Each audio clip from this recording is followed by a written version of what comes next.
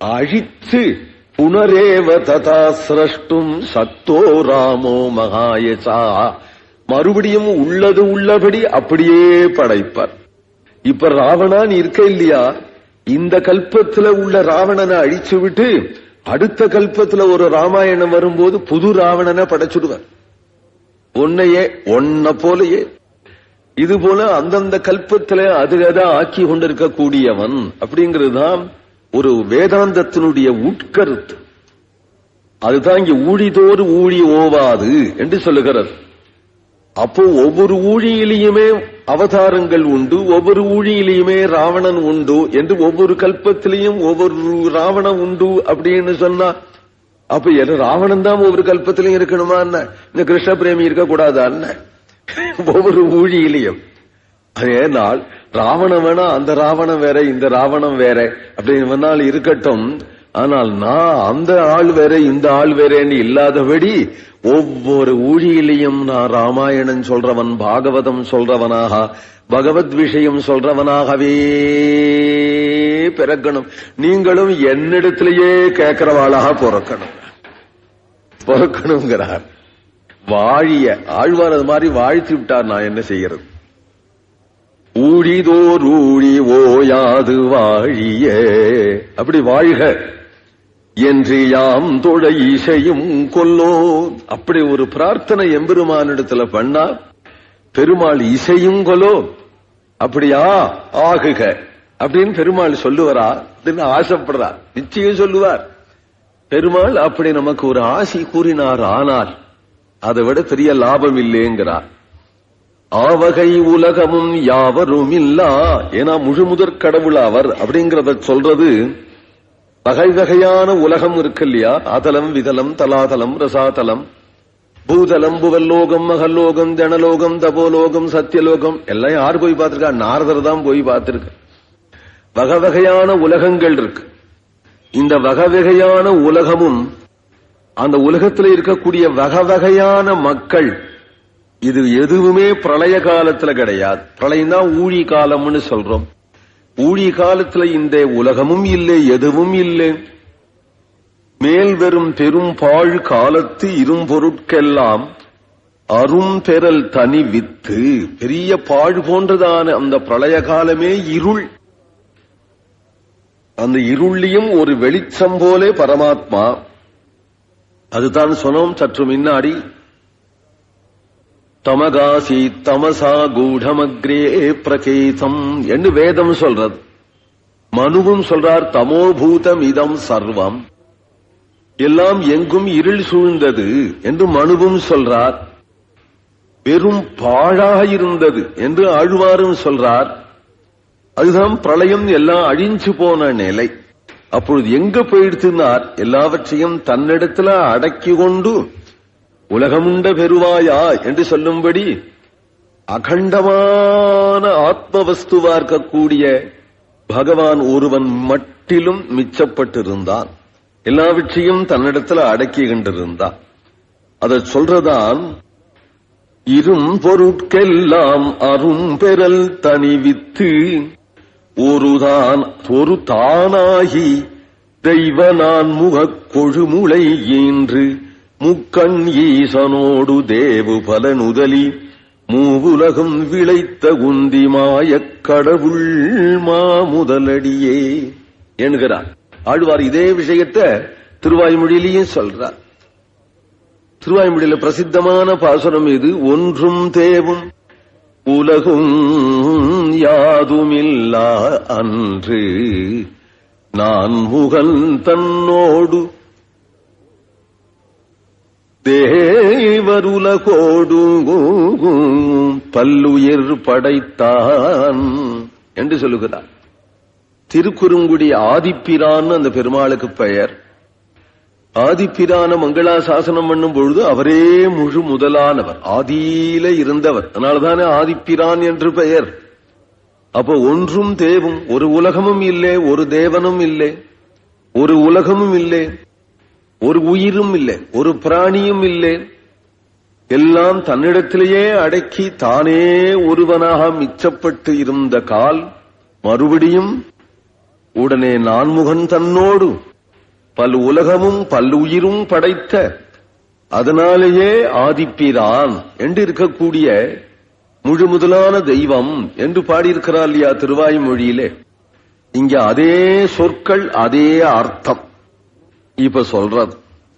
ஒரு தானாகி தான் ஒருவனே ஆகி தெய்வ நான் முகக் கொழுமுளை என்று முக்கண் ஈசனோடு தேவு பல நுதலி மூவுலகம் விளைத்த குந்தி மாயக் கடவுள் மாமுதல் அடியே. அப்பேற்பட்ட சர்வீஸ்வரன் எல்லாவற்றையும் தன்னிடத்தில் வைத்துக் கொண்டு தானே யோகத்தில் இருக்கக்கூடியவனானே ஆதி பரம்பொருளான சிவன் நாராயணனுடைய திருவடியே ஊழிதோறு ஊழு ஓவாது அப்படின்னு அன்வயம். அவன் திருவடியே ஒவ்வொரு கல்பத்திலும் ஒவ்வொரு பிரளயத்திலும் நாம் அவனையே ஆசிரியிச்சிருந்து அவனையே திருப்பல்லாண்டு பாடணும்னு ஆசைப்பட்டால் எம்பெருமான் இசைவான் இல்லையா? தன்னோட ஊழியா வச்சுண்டு நீ எனக்கே ஆட்பட்டு என்னையே மங்களாசாசனம் செய்து கொண்டு இரு என்று எம்பெருமான் இசைவான்கிறதுனாலே எவ்வளவு கல்பகாலம் ஆனாலும் பெருமாளுக்கும் நமக்கும் பிரிவு கிடையாது என்று காட்டுறார். மாமுதல் அடிப்போதொன்று கவிழ்தலர்த்தி மண் முழுதும் அகப்படுத்து ஒன் சுடர் அடிப்போது ஒன்றுவின் செலிவி நான்முக புத்தேள் நாடுவியம் துவப்பேகே வானவர் முறை முறை வழிபட நெறிவி தாமரை காடு மலர்கண்ணோடு கனிவாய் உடையதுமாய் இருநாயிரம் மலர்ந்தன்ன கற்பகக்காவு பற்பலவன்ன முடிதோளாயிரம் தழைத்த நெடியோய்க்கு அல்லதும் அடியதோ உலகேகே. திரிவிக்ரமாவதாரத்தை சொல்றார் இந்த பாசுரத்துல. இந்த உலகம் யாருடையது? லோகநாதன் லோகநாதன் பேர் வேணா வச்சுக்கலாம், உலகநாதன் அப்படின்னு பேர் வேணா வச்சுக்கலாம். இந்த உலகத்துக்கு நாதன் யாரு? மாமுதல் அடிப்போதொன்று விஸ்வரூபனாய் திரிவிக்ரமாவதாரம் உலக அளந்ததை சொல்றார். அடிப்போதொன்று கவிழ்த்து அவர் சொல்ற முறை ரொம்ப அழகா இருக்கு. ஒரு தாமரை பூவை கவிழ்க்கிறது போலே ஒரு தாமரை பூவை நிமிழ்க்கிறது போல செய்கிறாரா? என்னென்னவோ தோன்றது இந்த ஆழ்வார்களுக்கு. ஆச்சரியமா இருக்கு. தாமரை பூவை கவிழ்க்கிறது போலே கீழே வச்ச திருவடி இப்படி இருக்கு இல்லையா? திருவடி அப்படி கவிழ்த்துட்டா இல்லையா? தாமரை பூவை கவிழ்க்கிறது போலே கீழே வச்சிருக்கிற திருவடி, மேல பிரம்மலோகம் வரையிலும் நீட்டின திருவடி தாமரை பூவை நிமிர்க்கிறது போல எப்படி ஒரு பாவம் தோன்றவர். மாமுதல் அடிப்போது, போதுனா புஷ்பம் தாமரை பூ, முதல் திருவடி நான் பெரிய. இந்த உலகம் பூரா அளக்கணுமானா எவ்வளவு பெரிசா இருக்கணும்? உலகமே அவன் திருவடியில அடங்கணுமானால், பூமியே அடங்கணுமானால் முதல் அடிப்போது அன்று நாள் பலி சக்கரவர்த்தியின் இடத்துல தானம் வாங்கின அன்று. இது வேற நடுப்புற சொல்லணுமா? நாள் சர்வலோகத்துக்கும் ஒரே ஈஸ்வரன், இந்த உலகம் அவருக்குத்தானே சொந்தம் அப்படின்னு சொல்லிவிட்டு தானம் வாங்கினான்னா சொந்தத்தை போய் தானம் வாங்குவானே நாள். வாஸ்தவம் தான், நம்ம இடம் தான் கவனிக்காத விட்டுட்டோம். உன்னுத்தம் வேலியை நகர்த்தி கொண்டு வந்து தன்னுடைய இதுங்கிறான் இக்கணுண்டு நமக்கு கொடுத்திருக்கான் இடம்.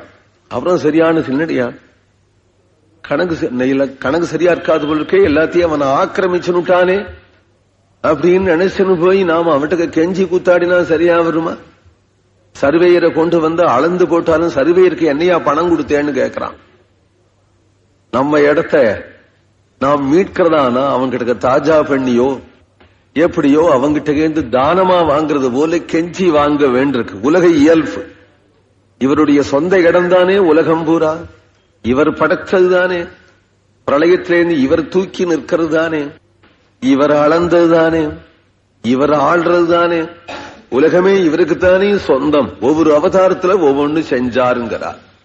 ஏனால் பாறை இடந்து வராக அவதாரத்தில் இந்த பூமியை தூக்கி பாறை படைச்சு பாறை இடந்து, அப்புறம் திரிவிக்ரமாவதாரத்துல இந்த உலகத்தையே அளந்து, ஸ்ரீராமாவதாரத்துல இந்த உலகத்தை ஆண்டு, கிருஷ்ணாவதாரத்துல இந்த பூமியினுடைய பாரத்தை நீக்கி, ஒவ்வொரு அவதாரத்திலையும் பூமி பிராட்டியோட சம்பந்தம் வச்சுட்டே இருக்கிறவர்.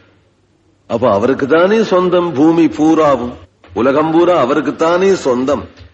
ஒரு திருவடியை தாமரை போலே கவிழ்த்து அதுல எல்லா மண் முழுதும் அகப்படுத்து, சர்வலோகங்களையும் திருவடி கீழே கொண்டு வந்து, ஒன் சுடர் அடிப்போது ஒன்று விண் செலுவி தன்னுடைய மற்றொரு திருவடிய ஆகாசத்துல வெகு தூரம் செல்லும்படியாக செய்து, நான்முக புத்தேள், புத்தேள்னா ஒரு தெய்வமா, நான்முகனாகிய ஒரு தெய்வம்.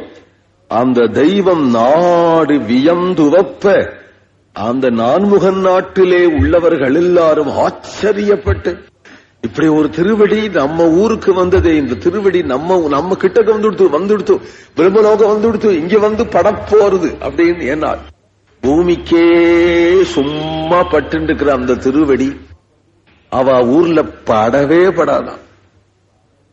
அதுவும் யாரோ பண்ண புண்ணியத்துக்கு, யாரோ பண்ண தானத்துக்கு நம்மத்துல இறங்கினார்னா எவ்வளவு ஆச்சரியம். கூப்பிட கூட இல்ல, போற வழியில நம்மத்துல இறங்கினார் அப்படின்னா பெரிய ஆச்சரியம் இல்லையா?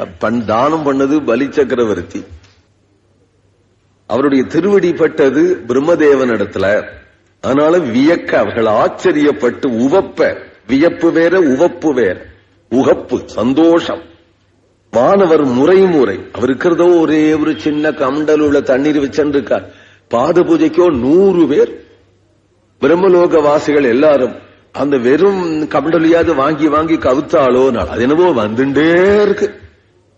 அது அவர் சாமர்த்தியமோ என்னவோ, இவர் திருவடியில கொட்ட இன்னமும் வந்துட்டே இருக்க. இன்னைக்கும் கங்கை வறண்டு போகலையே, கங்கை தானே பாத தீர்த்தம். முறை வழிபட நெருவி தாமரை காடு அப்படி இருக்க. அப்ப எப்படி இருக்கிறார்னால், நம்ம திருவடியிலேருந்து பூமண்டலம் வரையிலும் அலை வீச வரக்கூடிய கங்கை, பெரும் பிரவாகமாக பிரம்மலோகத்திலே பூமி வரையிலும் வரக்கூடிய கங்கை. தண்ணீர் இருந்தாலேயே தாமரை காடு இருக்கும்.